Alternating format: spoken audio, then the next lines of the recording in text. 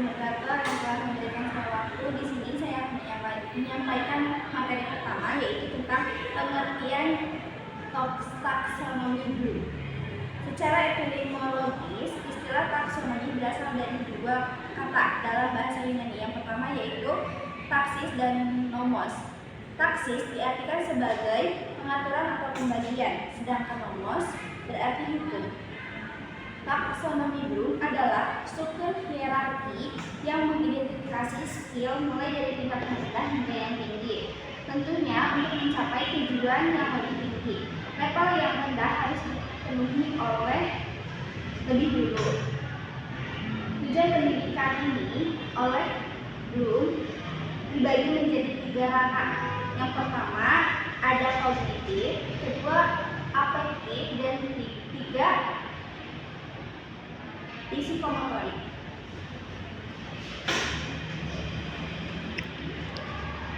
Taksonomi Bloom terdiri dari 3 ranah. Ranah kognitif yang pertama yang mencakup kemampuan mengingat atau mengenali fakta-fakta, prosedur, dan konsep yang mendukung peningkatan kemampuan secara keterampilan intelektual. Yang kedua ranah afektif yang berkaitan dengan perkembangan emosi, sikap, dan nilai. Yang ketiga ranah psikomotorik yang berhubungan dengan aktivitas manipulatif dan kemampuan motorik. Yang kedua yaitu sejarah perkembangan taksonomi Bloom. Taksonomi Bloom diperkenalkan oleh Benjamin Samuel Bloom 1913 sampai 1999. Bloom adalah psikologi pendidikan Amerika Serikat yang mengamati tentang taksonomi kognitif yang mendukung teori belajar lepas. Taksonomi ini pertama kali disusun oleh Benjamin S. Bloom dan kawan-kawan pada tahun 1956, sehingga sering pula disebut sebagai taksonomi Bloom. Yang ketiga, perbandingan taksonomi lama dan taksonomi revisi. Taksonomi Bloom pada ranah kognitif sebelum diperbarui melalui 6 elemen. Penjelasan untuk 6 elemen tersebut diambil dari penjabaran DK 2013 dan Turmudi 2013. 6 klasifikasi yang ada dalam ranah kognitif diantaranya yaitu yang pertama pengetahuan, pemahaman, aplikasi, analisis, sintesis, dan evaluasi. Taksonomi Bloom ini menjadi kerangka yang penting dalam merancang tujuan pembelajaran, kurikulum, dan asesmen di seluruh dunia. Kategori dalam taksonomi Bloom versi lama, yang pertama yaitu pengetahuan. Pengetahuan yang menekankan pada proses mengingat, baik lewat ungkapan atau pengenalan kembali terhadap hal-hal yang sudah terjadi dan tersimpan dalam ingatan. Yang kedua ada pemahaman, yang berfokus pada pengubahan informasi menjadi bentuk yang lebih mudah dimengerti. Yang ketiga aplikasi yang menunjukkan penggunaan hasil belajar dalam konteks tertentu yang nyata. Yang keempat ada analisis adalah hasil belajar pada tingkat tinggi menekankan pemecahan informasi, terjadi bagian-bagian kunci untuk mengenali fungsi, keterkaitan, dan strukturnya. Yang kelima yaitu ada sintesis ini di mana hasil belajar dari klasifikasi ini adalah menggabungkan bagian-bagian untuk menciptakan suatu keseluruhan yang baru dan unik. Yang terakhir yaitu ada evaluasi adalah yang menghasilkan pertimbangan mengenai nilai suatu hal untuk tujuan tertentu. Dalam klasifikasi ini, siswa diperkenalkan pada kemampuan untuk menilai solusi, ide, metodologi, dan seterusnya dengan menggunakan kriteria yang tepat atau standar yang ada untuk memastikan efektivitas atau manfaatnya. Yang ketiga ada taksonomi 4, taksonomi Bloom revisi oleh Anderson dan Krathwohl. taksonomi Bloom ranah kognitif yang telah direvisi Anderson dan Caldwell 2001, yakni mengingat, memahami atau mengerti, menerapkan, menganalisis, mengevaluasi, dan yang terakhir menciptakan. Yang pertama, mengingat. Mengingat merupakan suatu usaha mendapatkan kembali pengetahuan dari memori atau ingatan yang telah lampau, baik yang baru saja didapatkan maupun yang sudah lama didapatkan. Yang kedua yaitu memahami. Memahami berkaitan dengan membangun sebuah pengertian dari berbagai sumber, seperti pesan, bacaan, dan komunikasi.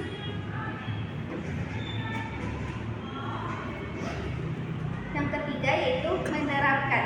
Menerapkan adalah menunjuk pada proses kognitif yang memanfaatkan atau mempergunakan suatu prosedur untuk melaksanakan percobaan atau menyelesaikan permasalahan. Yang keempat yaitu menganalisis. Menganalisis merupakan memecahkan suatu permasalahan dengan memisahkan tiap-tiap bagian dari permasalahan dan mencari keterkaitan dari tiap-tiap bagian tersebut dan mencari tahu bagaimana keterkaitan tersebut dapat menimbulkan permasalahan. Yang terakhir, yang kelima yaitu ada mengevaluasi. Evaluasi berkaitan dengan proses kognitif, memberikan penilaian berdasarkan kriteria dan standar yang sudah ada. Yang terakhir yaitu menciptakan. Menciptakan mengarah pada proses kognitif, meletakkan unsur-unsur secara bersama-sama untuk membentuk kesatuan yang koheren dan mengarahkan siswa untuk menghasilkan suatu produk baru dengan mengorganisasikan beberapa unsur menjadi bentuk atau pola yang berbeda dari sebelumnya. Pada tahun 2001, Lorin Anderson dan David Caldwell memperkenalkan revisi dari taksonomi Bloom dalam buku mereka yang berjudul A Taxonomy for Learning, Teaching, and Processing. Revisi ini membawa beberapa perubahan signifikan. Yang pertama, perubahan nama dan urutan. Sintesis diubah menjadi mencipta dan diletakkan di tingkat paling tinggi, sedangkan evaluasi turun satu tingkat di bawahnya. Yang kedua, penggunaan kata kerja. Kategori diubah dari bentuk kata benda menjadi kata kerja untuk mencerminkan proses kognitif. Yang ketiga yaitu penekanan pada dimensi ganda. Revisi menggabungkan dua dimensi, yaitu dimensi pengetahuan, faktual, konseptual, prosedural, dan metakognitif, dan dimensi proses kognitif, mengingat, memahami, menganalisis, menerapkan, mengevaluasi, dan menciptakan. Baik, itu saja dari materi pertama dan kembali lagi kepada moderator. Terima kasih pada pemateri pertama yang sudah menyampaikan materinya. Langsung saja ke pemateri yang kedua yaitu Bunda Imas. Kepadanya saya persilahkan. Baik, terima kasih kepada moderator atas waktunya. Saya akan melanjutkan sebagai pemateri kedua, yaitu pemaparan materinya yaitu tentang taksonomi Bloom ranah kognitif. Nah, ranah kognitif ini meliputi kemampuan menyatakan konsep atau prinsip yang telah dipelajari yang berkenaan dengan kemampuan berpikir, kompetensi, memperoleh pengetahuan, pengenalan, pemahaman, konseptualisasi, penentuan, dan penalaran. Tujuan pembelajaran dalam ranah kognitif intelektual atau yang menurut Bloom merupakan segala aktivitas yang menyangkut otak dibagi menjadi 6 tingkatan sesuai dengan jenjang yang terendah sampai yang tertinggi yang dilambangkan dengan huruf C yaitu kognitif, yaitu diantaranya ada 1 C1 yaitu pengetahuan. Jenjang ini menekankan kemampuan mengingat kembali materi yang sudah dipelajari seperti istilah fakta, klasifikasi, dan urutan. Pada tahap ini, peserta didik biasanya menjawab berdasarkan hafalan saja. Kata operasional yang digunakan antara lain menyebutkan, mengidentifikasi, membaca, menghafal, meniru, mencatat, mengulang, dan menulis. Yang kedua yaitu C2, pemahaman. Jenjang ini mengacu pada kemampuan memahami materi yang dipelajari, meliputi translasi mengubah simbol, interpretasi menjelaskan, dan ekstrapolasi memperluas makna. Yang ketiga yaitu C3, penerapan. Pada jenjang ini, aplikasi diartikan sebagai kemampuan menerapkan informasi pada situasi nyata, di mana peserta didik mampu menerapkan pemahamannya dengan cara menggunakannya secara nyata. Di jenjang ini, peserta didik dituntut untuk dapat menerapkan konsep dan prinsip yang ia miliki pada situasi baru yang belum pernah diberikan sebelumnya. Yang keempat yaitu C4, analisis, mengaitkan dan menyusun. Pada jenjang ini dapat dikatakan bahwa analisis adalah kemampuan menguraikan suatu materi menjadi komponen-komponen yang lebih kecil. Di jenjang ini, peserta didik diminta untuk menguraikan informasi ke dalam beberapa bagian, menemukan asumsi, dan membedakan pendapat, fakta, serta menemukan hubungan sebab akibat. Selanjutnya yaitu yang kelima, C5, sintesis. Pada jenjang ini, sintesis dimaknai sebagai kemampuan memproduksi dan mengkombinasikan elemen-elemen untuk membentuk sebuah struktur yang unik. Kemampuan ini dapat berupa memproduksi komunikasi yang unik, rencana atau kegiatan yang utuh, dan seperangkat hubungan abstrak. Di jenjang ini, peserta didik dituntut menghasilkan hipotesis dan teorinya sendiri dengan memadukan berbagai ilmu pengetahuan. Yang keenam yaitu C6. Pada jenjang ini, evaluasi diartikan sebagai kemampuan menilai manfaat suatu hal untuk tujuan tertentu berdasarkan kriteria yang jelas. Kegiatan ini berkenaan dengan nilai suatu ide, kreasi, cara, atau metode. Pada jenjang ini, seseorang dipandu untuk mendapatkan pengetahuan baru, pemahaman yang lebih baik, penerapan baru, serta cara baru yang unik, dan analisis dan sintesis. Selanjutnya, peran guru dalam mengembangkan ranah kognitif anak usia dini melalui taksonomi. Melalui taksonomi guru dapat mengidentifikasi dan mengembangkan kemampuan berpikir anak dari mulai tingkat yang paling dasar hingga tingkat yang paling kompleks. Misalnya, guru dapat mulai dengan membimbing anak untuk mengingat informasi sederhana seperti mengenal warna, bentuk, dan angka. Kemudian, secara bertahap, guru bisa mengajak anak untuk memahami konsep melalui kegiatan yang melibatkan penjelasan dan pengelompokan objek. Selanjutnya, guru juga bisa mendorong anak untuk mengaplikasikan pengetahuan dalam situasi nyata, seperti menggunakan konsep warna untuk mewarnai gambar sesuai petunjuk.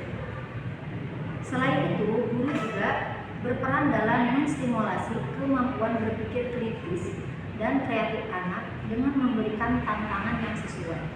Misalnya, mengajak anak untuk menganalisis perbedaan dan persamaan benda, mengevaluasi pilihan dalam sebuah permainan, dan mencipta karya seni atau cerita sederhana.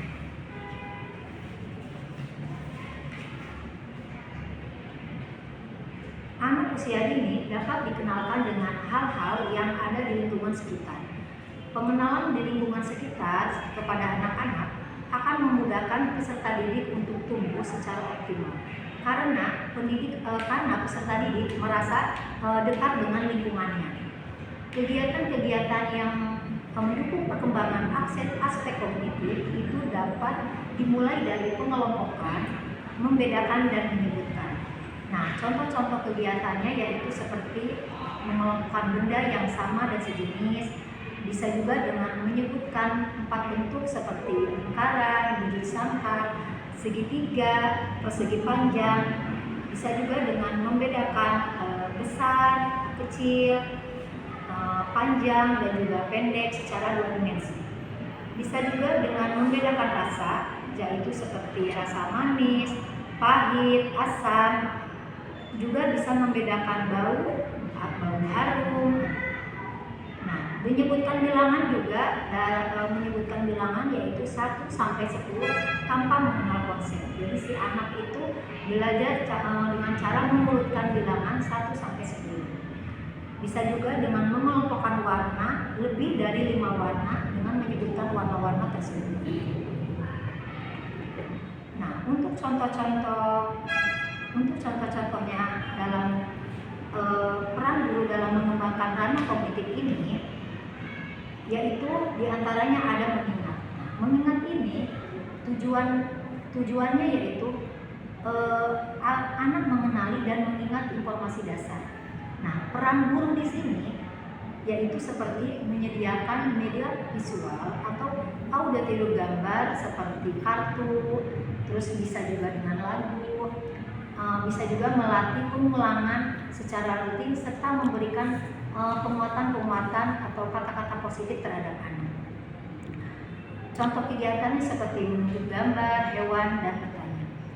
Nah, memahami di sini yaitu tujuannya anak memahami dan menjelaskan dengan kata sendiri. Nah, peran guru di sini memberikan penjelasan dengan bahasa sederhana dan konkret, mengajak anak berdiskusi tentang cerita atau pengalamannya, mendorong anak untuk menjelaskan ulang. Contoh kegiatannya yaitu seperti bercerita, guru bertanya, misalkan gurunya sedang bercerita tentang kelinci. Nah, guru bisa bertanya kepada anak, nah kenapa kelinci larinya cepat? Nah, bisa seperti itu. Selanjutnya yaitu peran guru selanjutnya yaitu mengaplikasikan. Nah, tujuannya anak menggunakan pengetahuan dalam kegiatan nyata. Nah, peran guru di sini merancang kegiatan praktis seperti eksperimen atau bermain peran, memberikan instruksi yang melibatkan penerapan konsep. Nah, contoh kegiatannya yaitu seperti mencocokkan angka, terus misalkan bisa dengan berbagai macam eksperimen, bisa eksperimen air hujan, terus dan pengenalan warna, mencocokkan warna dari 2 warna bisa menjadi beberapa warna dan sebagainya. Yang selanjutnya yaitu menganalisis. Menganalisis di sini yaitu tujuannya yaitu membandingkan, mengelompokkan, dan memahami sebab akibat. Nah, peran guru mengajak anak untuk membandingkan bentuk, warna, dan ukuran. Jadi mengarahkan anak untuk memahami hubungan sebab akibat secara sederhana. Contoh kegiatannya yaitu seperti kenapa air bisa tumpah dalam gelas, terus kenapa hujan bisa turun. Nah, mungkin seperti itu. Selanjutnya yaitu mengevaluasi. Nah, tujuannya yaitu anak melihat, memilih, dan memberi alasan sederhana. Peran guru di sini yaitu mendorong anak memilih dan memberi alasan, mengajak anak menilai hasil karya sendiri. Jadi contoh kegiatannya yaitu mana gambar anaknya yang paling rapi. Nah, di sini bisa dilaksanakannya. Selanjutnya yaitu yang terakhir yaitu mencipta. Nah, mencipta ini tujuannya anak menciptakan sesuatu dari pengetahuan yang dimiliki. Peran guru menyediakan ruang dan alat untuk berkreasi bebas, bisa gambar, balok, bisa bercerita. Nah, menghargai ide unik dan orisinil dari anak itu sendiri. Nah, contoh kegiatannya yaitu anak membuat cerita dari 3 gambar acak. Nah, mungkin inilah yang pemaparan materi yang bisa saya sampaikan, dan saya kembalikan lagi kepada moderator. Demikian presentasi dari kelompok 2. Sebelum saya tutup, saya di sini akan membacakan sedikit kesimpulan. Nah, kesimpulannya yaitu perbedaan lain yang mencolok terletak pada pendekatan. Nah, pendekatan ini terhadap proses kognitif dan pengetahuan taksonomi. Yang lama menekankan hasil pembelajaran sebagai tujuan akhir dengan penetapan atau pengetahuan sebagai level dasar yang berisi. Nah, di sini juga ada hafalan makna. Sementara itu, taksonomi ini revisi memadukan kayak 2 dimensi utama. Yang pertama yaitu dimensi proses, yang dimana dimensi proses kognitif ini akan memunculkan perpaduan antara dua dimensi. Dan yang kedua yaitu dimensi pengetahuan yang menjadikan taksonomi ini lebih kaya dan komprehensif seperti itu. Mungkin itu saja dari kelompok 2. Sebelumnya mohon maaf atas kekurangannya. Terima kasih atas